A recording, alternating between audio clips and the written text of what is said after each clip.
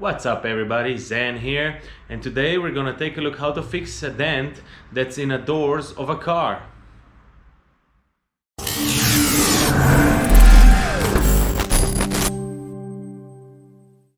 What we have here is a really small dent, but the purpose of this video is to show how to remove a dent from the doors using a PDR technique.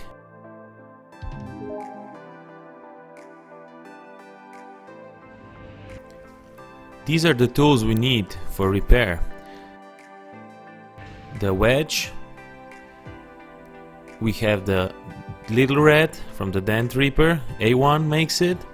Then we have the window guard, a hammer with a tap down, and a blending hammer. These are all professional PDR tools that I use on daily basis.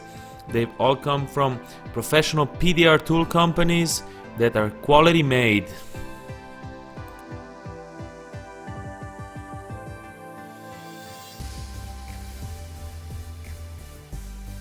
First step is putting in the window guard to protect the window from getting any scratches while working on it.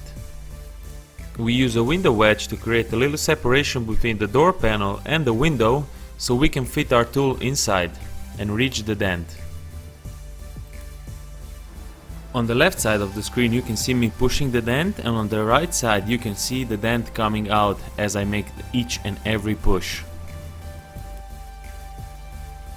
In case of over pushing, small corrections can be made using a tap down or a blending hammer.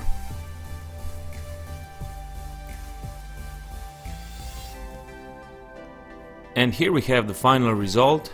The dent is gone, using only PDR technique, as you can see.